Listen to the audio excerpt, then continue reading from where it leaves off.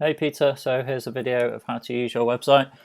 So you'll have logged into WordPress following the link that I've sent you. It'll look a little bit like that. So then you put your username and password, which will have been sent to you, and then you'll be presented now with the dashboard area of the website. I'm just going to give you some tips in terms of how to have the website open and the back end open at the same time. So obviously you've got your dashboard open here, then I'd always have the website open here, and then what I do is have another dashboard open, another window open here, because you can just see how other bits have been done and just refer back to them and copy them if needs be as you're going through. So we're going to just deal with the home page first. So this is within Pages. So just to quickly explain these menu items down here, these are just in relation to the different sections and pages of your website.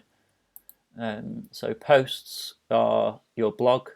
Testimonials is obviously the testimonial feed that we built for you. And then media is just in relation to everything that you've got uploaded to the website. Pages is pages, and that's where we're going to be dealing with mainly here. Gallery, and we'll come to in a second.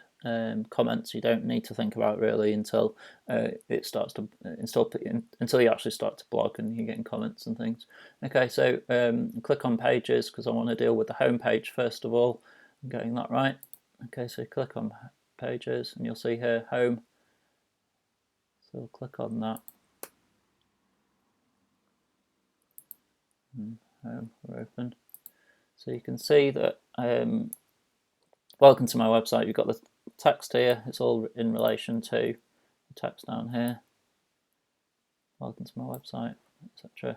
And then I know that you've requested that you want this text changing here, but this is up to you. You can change it to whatever you want to change it to. So you can change the copy in here if you want to. It's very much like Word. I think you've got a WordPress website anyway, so I think you'll be aware of how this works.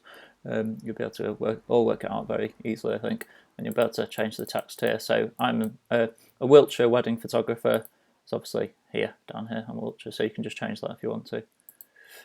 And then down here is the gallery, so that's in relation to the slideshow. I'll just go over that in a second. So if you were to change the text here, you can then choose the option to preview. So it's a foolproof system basically. So preview changes, click on it, and then it'll just open another window and you'll be able to see the changes before you make it live, so that you see definitely what it looks like first. So and then you just click update if you're happy with what it looks like. I'm just going to close that one for now.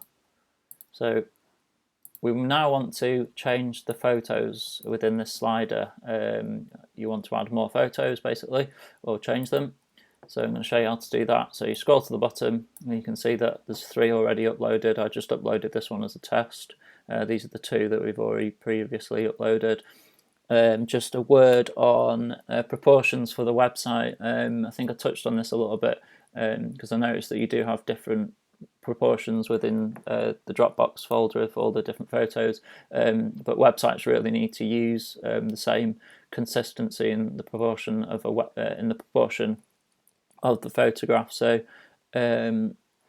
ideally what we need to be uploading here is a photograph that is sorry about that, a photograph that is 1920 pixels wide by 1080 pixels in height. So that is the standard screen size. It's like the most used screen size really. So you just best using that for all the photos if you want to get like the best exposure, you know, like and serve the most amount of people. It also like means that it when it's on mobile, it resizes very well. On iPads, it resizes very well.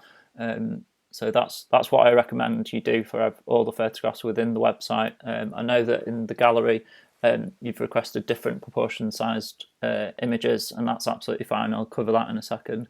But just for sections such as the homepage slider, I recommend that we do it at this proportion. So that's what I've done with this photograph. I've just resized it and made it that size, and then I saved it and then I uploaded it. So add more, we just click on add to gallery, You'll see in here the media library, so there's photographs that have already been uploaded. You may want to go through some of these and just delete some. So I'm just going to delete that one for now. Delete these. I know they're not yours. Okay, so I'm going to go to upload files, and I'm going to go to Dropbox. And just find your Dropbox quickly. Where I've uploaded your images. So you can literally. So I saved this one earlier today. And you'll notice that I've saved it as Wiltshire Wedding Photography. So my advice for you here is always to name your images, especially on for places like your page. Sorry, the pages like your home page, because that's the most important page. Google's going to read that page as the first page. So you are best to name the photos like some of the key phrases that you want to attract and you want Google to tell what the photograph is about. So Wiltshire Wedding Photography, that's why I've named it that. So you could name it any other key phrase. I wouldn't just name it Peter Smart and then a number, because although you're telling Google that it's Peter Smart Photography, you're not telling it anything else. You want to be going after key phrases. So then you simply drag and drop it into there. You'll see that it uploads.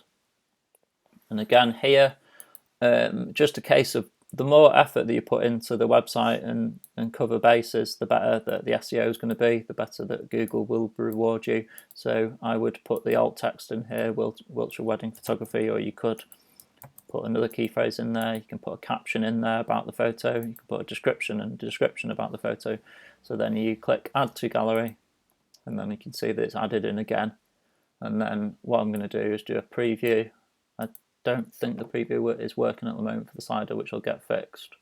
So let's just see if it scrolls through to 2 more photos. I don't think it's doing that. So I'm just gonna update it, and then you can actually see that it updates on the live site. I'll make sure that it works on there, so you can see it. There's that photo there already, so you can see it all scrolling through.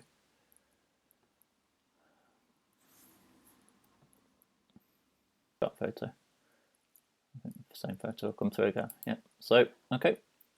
So scroll down. I'm just gonna. You see a little bin sign there. That's to delete it. So ignore this save and little square. That's just for Pinterest. I don't know if it'll even show on your screen. It depends if you've got the Pinterest plugin installed or not. So just ignore that if it does come up on yours. So I'm just going to click on the little bin to get rid of it, and there you go. So that'll update. So I'm updating now. Okay. So I'm now going to go to the other pages. So you click on Pages. Let's look at About Me. About. So you can see. Just ignore this a little bit here, because I think what's happening is when you're logged in, WordPress just creates this section at the top just to say who you are and everything, and it's just pushing it down, so that's not going to be visible on the live site. Okay, so obviously all this text here, once you're in the About page, you can change. So hi, I'm Peter. You can change all that. So here I'm just going to explain about H1 and H2s. You may be aware or not, H1 is the most important to Google.